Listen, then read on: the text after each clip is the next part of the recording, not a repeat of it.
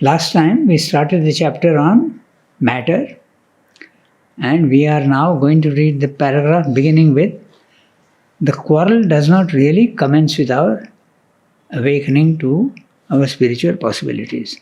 So before we do that, because we are meeting after 1 week, I'll read out to you what he has said earlier in other words, not in those words, but other words, so that we get the sense of continuity comes in. Okay? So what he has said is the previous paragraph. Matter seems to have been considered from ancient times as the greatest obstacle to a spiritual life. All religions condemn it. Some even deny its reality. The spiritual seeker strongly insists on getting rid of it as a nuisance to progress of consciousness. Okay? Vedic times were more tolerant and wide-minded. They held heaven to be the father and matter to be the mother. There was no attempt to belittle and condemn the human body as an obstacle to spiritual life. But in modern times, in the practical material age, iron age, Sri Aurobindo uses the word iron age, whether materialist or spiritual prefer to make a sharp division between spirit and matter. The former denies the reality of matter and the former denies the spirit. Materialist denies the spirit and the ascetic denies the existence of matter. Okay? They both prefer to cut the Gordian knot instead of untying it. If you untie the Gordian knot, you are establishing a connection between the higher and the lower, whereas if you cut it, you are saying that let these two principles be independent of each other. Okay, so the Gordian knot is, we saw, one of the Greek characters had to untie it to solve a problem.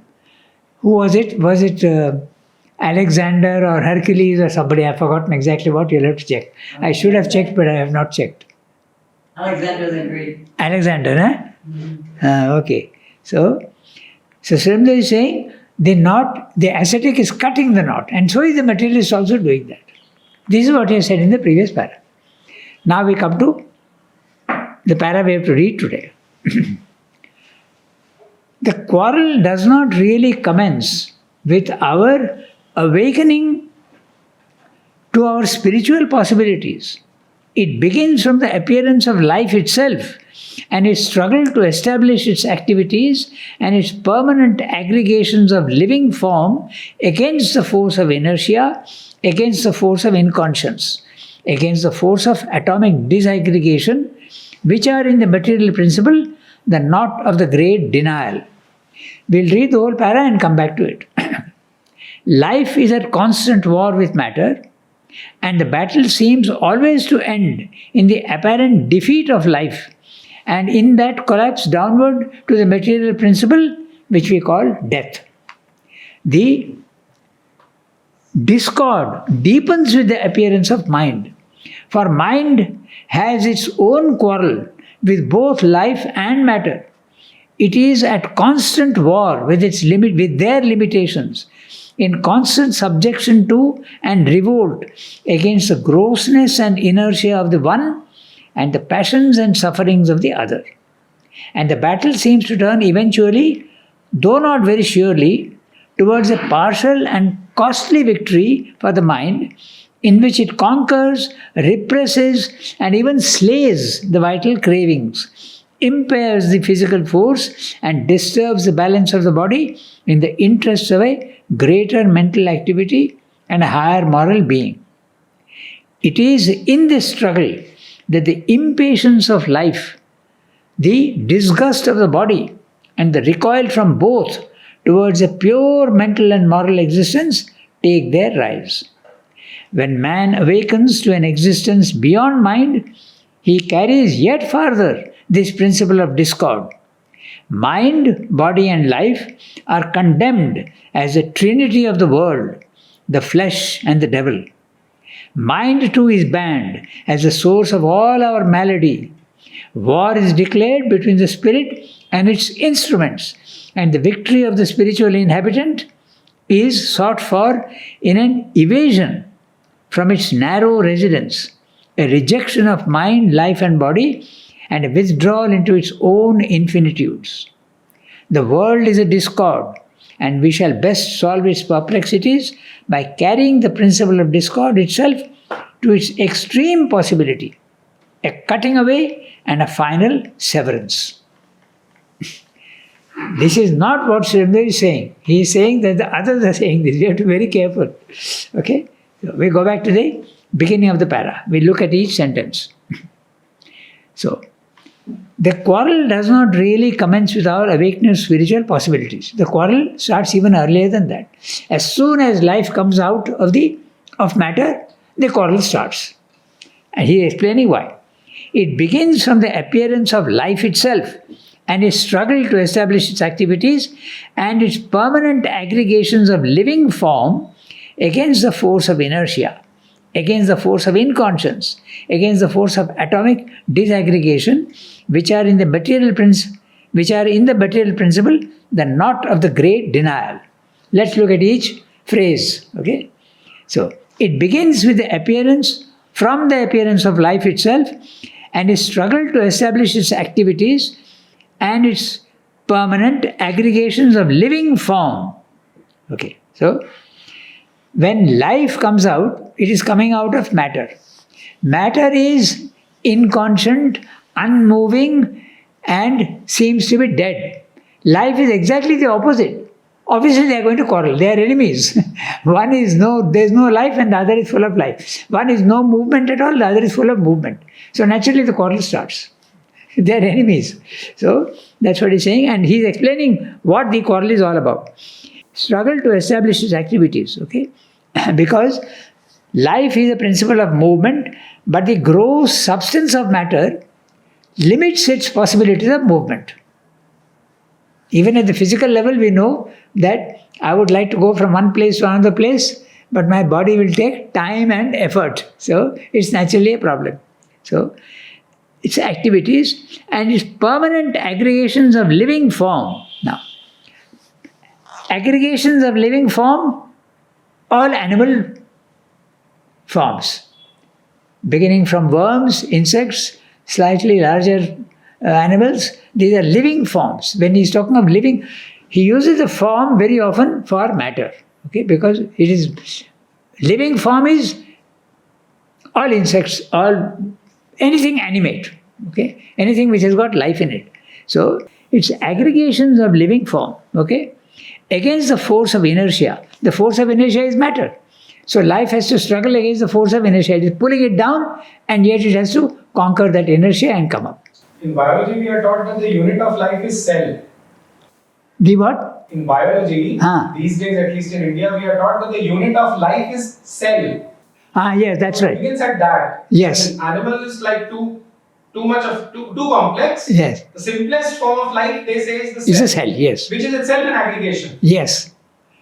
Even the cell is an aggregation, but when he is talking of aggregation of the living form, he is talking of many cells coming together, right, molecules coming together and producing animate creatures. Right. So when he uses the word aggregation of living form, he is meaning beginning from worms and caterpillars and so all living forms, right up to man. Man also is an aggregation of living form. Replace the word form with matter. Aggregation, collection of living matter. Okay? Against the force of inertia. We have to always struggle against the force of inertia. So, what you have, on the one hand, you have a force of inertia, a force of stability and non-change. And on the other hand, life is exactly the opposite. It wants change all the time and movement. So, naturally, there is a clash between the two. Life is obstructed by the unwillingness of matter to move. So that's a form of force of inertia. So the quarrel starts at that level itself, when life comes up. Okay? So against the force of inconscience. Inconscience also is a characteristic of matter. Okay? Against the force of atomic disaggregation, which are in the material principle, the knot of the great denial. So, what is the great denial? Even Mother speaks about it in the agenda, the great denial. Matter seems to be the great denial of consciousness. Matter is the opposite of Satchidananda. If you see everything, Chit Shakti, it is the opposite of Chit, it is the opposite of Shakti, it's the opposite of Ananda. There is no Ananda in matter, there is no consciousness in matter, there is no force in matter, apparently. Actually, everything is there. In fact, now we know that matter has got huge amount of energy, the nuclear energy. Similarly, nuclear energy we know how to tap. But we don't know how to bring out the consciousness from matter. Nor do we know how to bring out Ananda from matter. But we have learned how to bring out the energy from matter. But everything is there, but seems not to be there. And Ranganath, when he says atomic disaggregation, Yeah, does it mean the disaggregation of living forms into atoms? I think so. And the permanent aggregation of living forms against the force of inertia, against the force of inconscience, against the force of atomic disaggregation, he is talking of death. Yes, but does the term atomic disaggregation mean that the living forms are disaggregated into atoms? Yes. But he's not talking about the further disaggregation of the atom itself. No. He is talking of an aggregation of atoms to make a living form. And life has to constantly battle against death. And death is how he is describing force of atomic disaggregation. Because when a living tissue breaks up, it gets decomposed and goes back to its original status of pure matter. But the atom itself is stable. Yeah, I think so. Yeah. Yeah, in its normal state it is stable unless you bombard it. Yeah, that's right. It doesn't break down. Probably it is for living things, it may be more molecules than atoms. But he's going right down to the last principle. Saying atomic. So it's fine. Okay? So, the atomic disaggregation, which is the material denial of the knot of the great denial. Denial of what? Denial of consciousness, denial of force, denial of Ananda. It's spirit and matter are absolutely denial of each other, apparently. Okay? So, life is at constant war with matter, and the battle seems always to end in the apparent defeat of life. Why? Because every time an animate creature is there, it seems to end in death. And death means it is going towards the inconscience of matter. It becomes matter again. No living creature can exist forever. So it has to go back into the primal state of matter. That's why life seems to be always defeated. That's what he's saying. Okay, so, and in that collapse downward to the material principle which we call death, there you are. So, death seems to be always the greatest asset of matter over life. It will always win. That's what he's saying. Then he comes to the discord deepens with the appearance of mind. Okay? For mind has its own quarrel with both life and matter. So usually I ask the students to tell me, give me one example of quarrel between mind and vital and one example of quarrel with mind and life, matter. Your mind, your vital and your body are always quarreling with each other. Okay, so to make it graphic to them, I tell them to give me examples. Okay, then Sri is giving only general principles, but you must understand by actual examples. So it's very obvious. After a heavy game of football, okay, you are tired, okay, and your mind is saying, I have to complete this homework tomorrow in school, but the body says, no, I'm too tired. So it's a quarrel between matter, your body and your mind. Similarly, your vital has desires. It wants to eat something which is harmful to the body. And the mind says, no, it should not be done, but the vital will win. So there is a constant war between these three. The war between vital and matter, he has already told you. It always seems to end in the victory for matter. So there is constant war between these three. We don't think of it as a war, but that is what it's a war.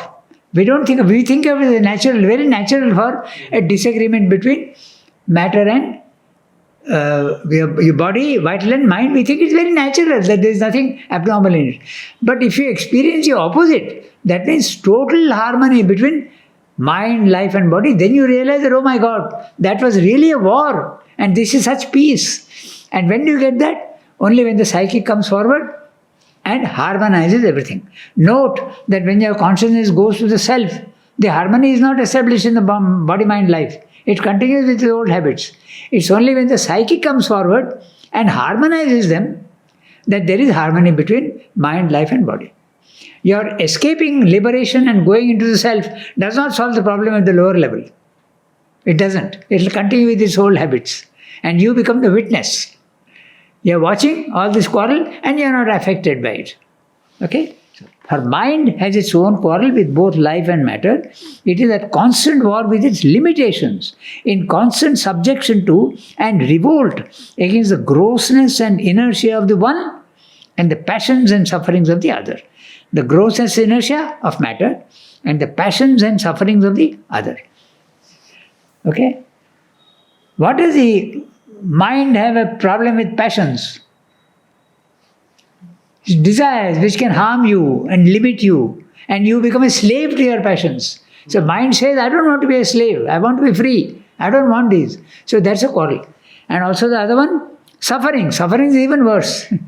You want to be in a happy condition, but the mind is affected by the sufferings and passions of the vital.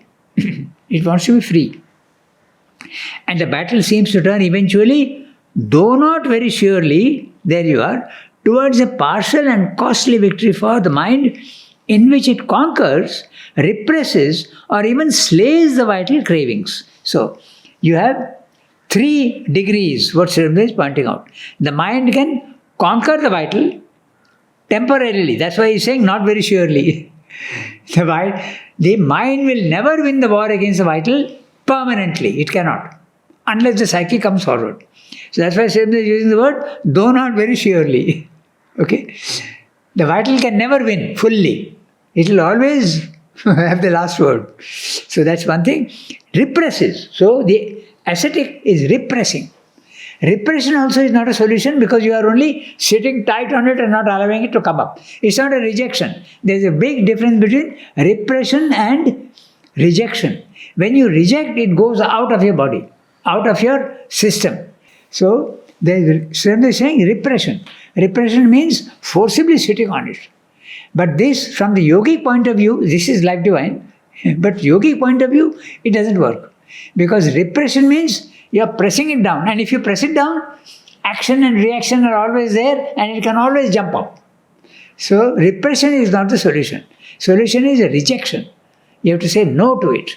Okay? Sridhar is very clear on that. In the psychology class, you will come to know that. Never repress something. It is there and you are not allowing it to get up. Okay? That's repression. So, who does that? The ascetic. Okay? He is doing that. And finally, even slays the vital cravings completely. How? By going away to the forest and the Himalayas. Desires won't come. Even if it comes, there is no opportunity of, and it cancels they get rid of body, mind, life. They will go to the higher level of consciousness and cancel all these things. So that's the slaying of the vital. Even the mind is slain. That's the silence, the mind is slaying of the mind.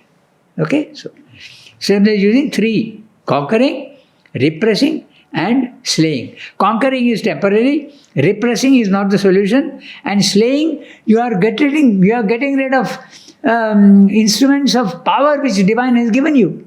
So you are slaying that. That's not a solution either.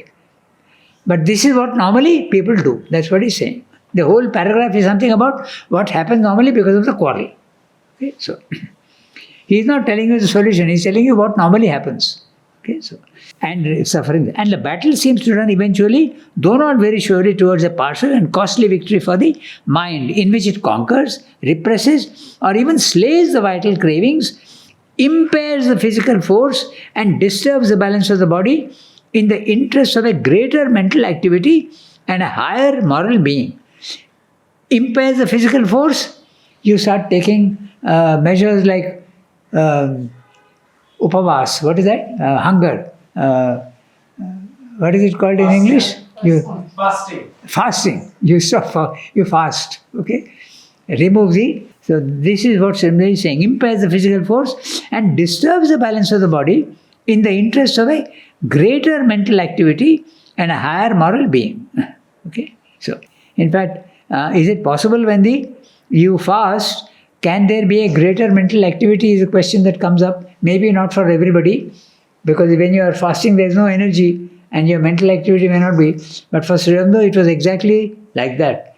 I give you an example of what he did. He says very clearly, he fasted for 21 days in Pondicherry. And when he fasted, his mental energy was full. He was working full time like normal. Energy was not less, because he is drawing energy not from the body but from the universe. Just like mother also used to do. She used to smell flowers. She used to get energy from, people get energy even from sunlight. Okay?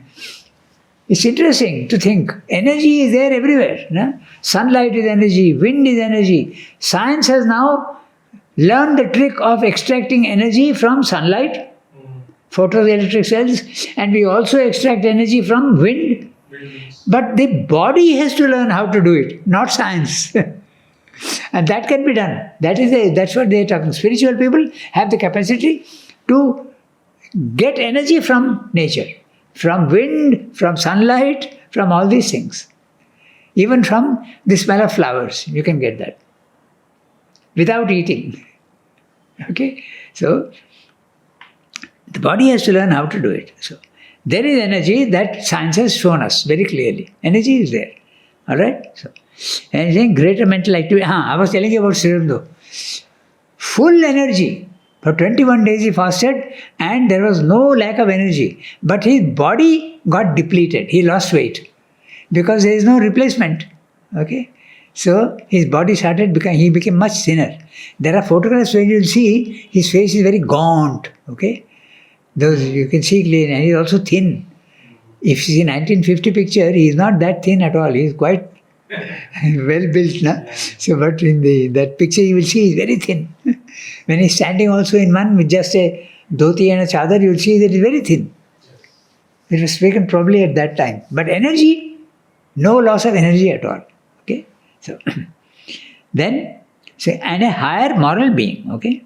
Moral being because you are not attacked by desires and you are avoiding the problem. You are not actually solving the problem, but that is what they want to do. And they reject it and don't identify themselves with the body-mind life. That is a solution, but it's not a solution from Sri Aurobindo's point of view. So, then he's saying, it is in this struggle that the impatience of life, the disgust of the body, and the recoil from both towards a pure mental and moral existence take their rise. Why does the asceticism become so common a practice in India? Because the body is a huge drag on your consciousness. The vital is also equally a drag. Even the mind is a drag. The worst drag is the matter, body, and second is the vital, and even the mind is a drag. It is constant movement and it impedes your spiritual progress. Okay, so now that's what he's saying. Okay, body, mind, body, and life are condemned as the trinity of the world, the flesh and the devil. Okay, the world, the flesh, and the devil are the trinity. Okay, mind too is banned as the source of all our malady. War is declared between spirit and its instruments. What are the instruments of spirit? Mind. Body, life, mind. Okay, so, and the victory of the spiritual inhabitant. The spiritual inhabitant is the Ishvara dwelling in the. You were asking that question there. Yeah. Spiritual inhabitant. Anmol. Yes. The spiritual inhabitant, would you equate it with the psychic? No. Is there a difference between the psychic and the spiritual inhabitant in man? Ishvara sarva bhutanam hriddeshe tishtati. Yes. Is that not the psychic being? No. So what is it? Ishvara is behind the psychic being. Ishvara is the core even of the psychic being. Okay. It is the Atma of the Atma, as they say. So, if the psychic being is the Antaratman, then the Ishvara is the Atman of the Antaratman. Yeah. So the psychic being is in the process of divinizing itself, but the Ishvara is fully divine. Yeah. Standing behind. Okay. So that's what he's saying. The spiritual inhabitant, and note inhabitant with an I cap. Okay. Yes, always. Yeah. Is sought for in an evasion from its narrow residence. Which is the narrow residence? Body, vital and mind. That also is a narrow residence. Okay. Then, a rejection of mind, life, body, and a withdrawal into its own infinitudes. Spirit wants to go into its own infinitudes. The world is a discord, and we shall best solve its perplexities by carrying the principle of discord itself to its extreme possibility, a cutting away and a final severance. Now, take this sentence out of context. You'll say, what is Srimdu saying? He's denying his own. So you have to be very careful when you read the Srimdu. He's not saying this. He's continuing with what he has said in the beginning of the para. You have to read very carefully Srimdu. Here is very obvious, because you know what his ideas are. But those who are not familiar with the ideas, what is Srimdu saying? So you have to be very, very careful. Okay? So, this is not what he is saying. He is saying that this is what normally happens. And he is saying, in a certain sense, there is a justification for the ascetic. And he has no problem with the ascetic solution. But he has a better solution than the ascetic solution. That's a solution for them. Buddha has given you a solution for denying body, mind, life and getting rid of your suffering. It's a solution. It's acceptable to many, and Sri Aurobindo has no problem with that. But he wants a more permanent solution. Even the body, mind, life will be free of suffering and limitations. Okay? When you look at Sri Aurobindo's language very carefully and analyze each word, you can do maximum 2 paragraphs, sometimes 3 paragraphs, but not more than that. Okay, so we'll look at the next paragraph. But these defeats and victories are only apparent. This solution is not a solution, but an escape from the problem. Life is not really defeated by matter. It makes a compromise by using death for the continuance of life. Mind is not really victorious over life and matter. It has only achieved an imperfect development of some of its potentialities at the cost of others, which are bound up with the unrealized and rejected possibilities of its better use of life and body. The individual soul has not conquered the lower triplicity, but only rejected their claim upon it and fled from the work which spirit had undertaken when it first cast itself into form of universe. The problem continues because the labor of the divine in the universe continues, but without any satisfying solution of the problem or any victorious accomplishment of the labor.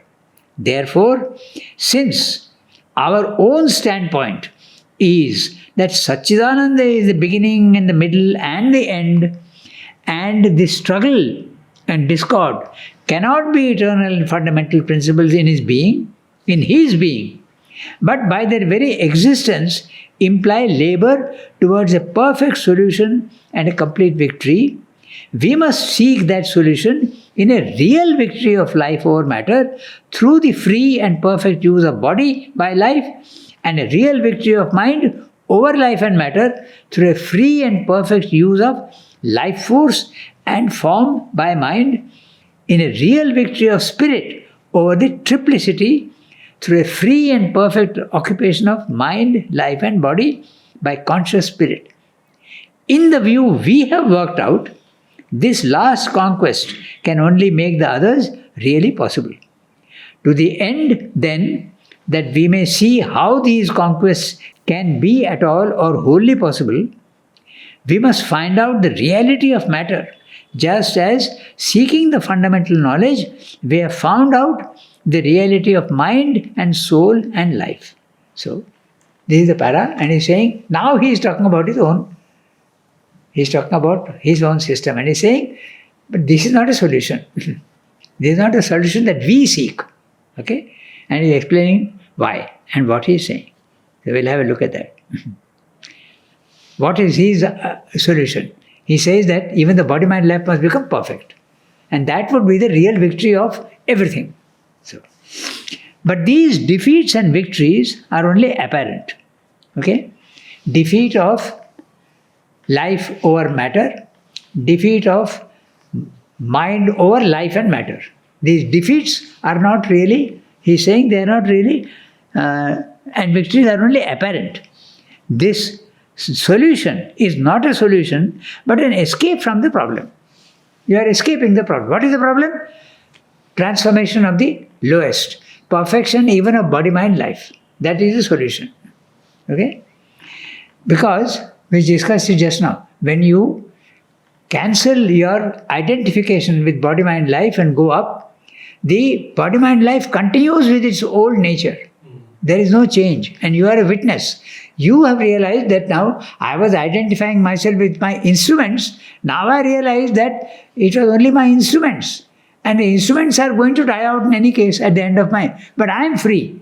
That's enough of a solution for me. That's what you think.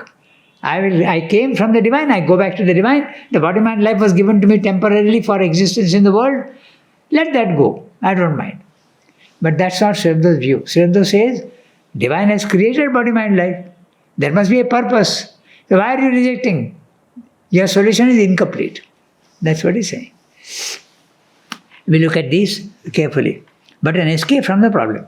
Life is not really defeated by matter. It makes a compromise by using death for the continuance of life. There you are now. So, life is not losing. He's telling you, this is very interesting. And he's telling it very, in a very short and pithy manner, but he explains in another place why death is not the opposite of life. Okay? He tells you that the human soul is essentially divine. And the divine is infinite. And so the human soul also wants infinite experience, but with a limited body, limited mind and limited vital. How can you experience the infinite with limited instruments? You can't. So what's the solution?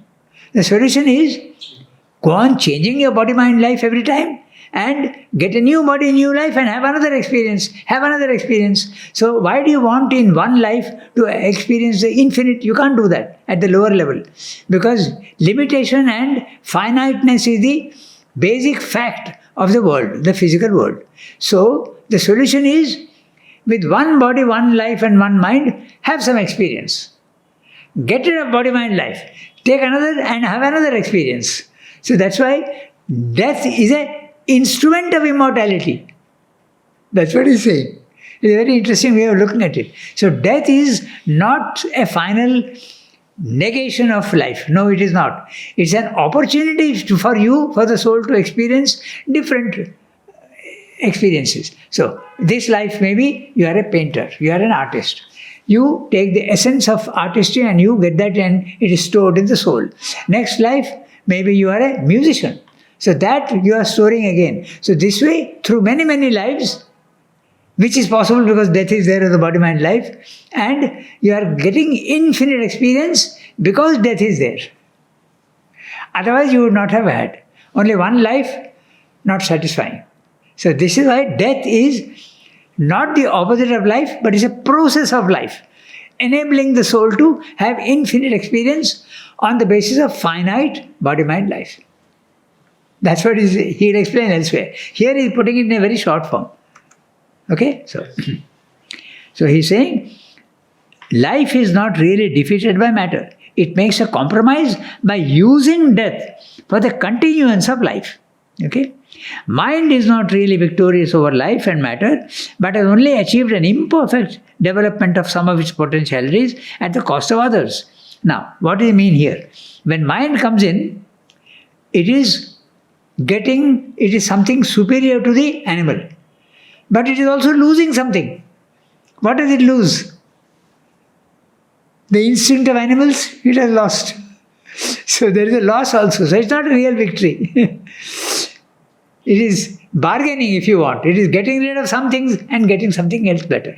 Okay, so that's what is meaning. Mind is not really victorious over life and matter, but has only achieved an imperfect development of some of its potentialities. What are these potentialities? The capacity of thinking, logic, reason. But at the cost of others. Instinct is gone. Okay? Which are bound up with the unrealized and rejected possibilities of its better use of life and body. Life has got instinct, but when we are rejecting and going to mind level, you are giving up some of the possibilities of life. That's what he's saying. So, escaping from body-mind life is not a solution, but a partial solution. That's what he's saying. So, the individual soul has not conquered the lower triplicity. Lower triplicity, body-mind life. But body, life and mind, but only rejected their claim upon it and fled from the work which spirit had undertaken when it first cast itself into form of universe. When the divine has created the universe, it is he who has created matter, life and mind. And at the individual level, this matter, life and mind becomes your body, your vital and your mental capacities. So, he himself has created. Therefore, there must be a purpose to it. That's what he's saying. And the purpose is perfection of everything. And you see that there's an evolution, and you can clearly say that there's an intention to do that. So the ascetic solution is not the ultimate solution. It's a temporary solution which is acceptable to many, but not to the integral view. Not to the integral way of looking at things. The individual soul has not conquered the lower triplicity, but only rejected their claim upon it and has fled from the work. It has escaped, which spirit has undertaken when it first cast itself into form of universe. There is a very interesting thing in Savitri. When Savitri also wants to go into the infinite silence, then she hears a voice and saying, "Is that really what you want? And what will you answer when you are asked that you have come back without your work being complete? What will you answer? You have not completed your work, you have escaped." So then she comes down and she understands that she has to conquer death also here. So that's what Srimad is saying, that body-mind life has to be conquered. You are living, the ascetic is not finding a permanent solution. Okay, so I have got a note here on the individual soul. I am reading out to you what he's saying, okay? The ascetic soul is running away from the lower triplicity instead of conquering it. When the soul descends into body, life and mind, it has to become master of body, mind, life. But it forgets its work and runs away. This is an avoidance and not a solution. That's what he's saying. Okay? So, the problem continues because the labor of the divine in the universe continues. One word for labor of the divine in the universe, evolution. Evolution is going on. Okay? So, this is another thing which I make my students do. Okay? Give me one word for this phrase. Because they are very accurate with his language. So, and it describes what evolution is all about. That's why it is so interesting. Okay? The labor of the divine in the universe continues. That's evolution. So, in the universe continues, but without any satisfying solution of the problem or any victorious accomplishment of the labor. Therefore, since our own standpoint, now this our is not a general our, it means my standpoint, the standpoint of the individual, the integral yoga and the integral view. Our own standpoint is that Satchidananda is the beginning and the middle and the end, and that struggle and discord cannot be eternal and fundamental principles in his being, but by their very existence imply labor towards a perfect solution and a perfect, complete victory. So what's the perfect solution? The divinization of body, mind, life. That would be the perfect solution and a complete victory. We must seek that solution in a real victory of life over matter, though through the free and perfect use of the body by life. The vital should be able to use the body and be master of the body fully, not partly. It should be fully. It should be able to use its body as it wants. In a real victory of mind over life and matter, through a free and perfect use of life force and form of mind, and in a real victory of spirit over the triplicity, through a free and perfect occupation of mind, life and body by conscious spirit. In other words, to put it very simply, right now our soul is prisoner of body, mind, life. It is a prisoner of body, mind, life. But the escape of the ascetic is an avoidance of the problem. Srimanda says the soul has to become the master of body, mind, life. That is possible only at the third level, with the supramental level. Only there when you go, you have power to change your body, mind, life. At the self, when you make your mind silent and go to the self, no power to change body, mind, life.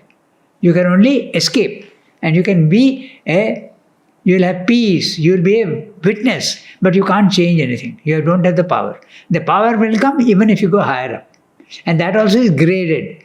Okay. First you have witness, Sakshi, then you become the Anumanta, then you become the Bharta, then you become the Bhokta, finally you become Ishvara at the highest level. So these grades are given in the Gita. So that would be the real solution Srimad is saying. Okay.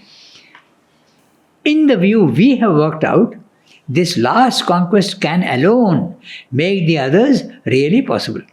To the end then, that we may see how these conquests can be at all or wholly possible, we must find out the reality of matter. Just as seeking the fundamental knowledge, we have found out that the reality of mind and soul and life. So in the previous chapters, he has told you, establish the connection between supermind and mind. Okay? And he has also established the connection between Chit Shakti of the Anand with their vital. He has established a contract. 4 chapters on that. Okay? Now he is coming to matter. So, matter also he will establish his connection with Sat. Sat becomes matter, Chit Shakti becomes the vital in man, and Prana if you want, and supermind becomes mind, and Ananda becomes a psychic being.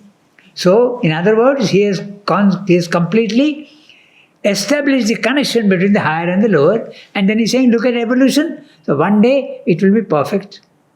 The divinization of matter will be possible. So, that's why these 10 chapters to establish the connection between spirit and matter. And he's doing it with the mind and supermind. Then life, 4 chapters on life. Life, death, desire, incapacity, the ascent of life, and then finally he is coming to matter.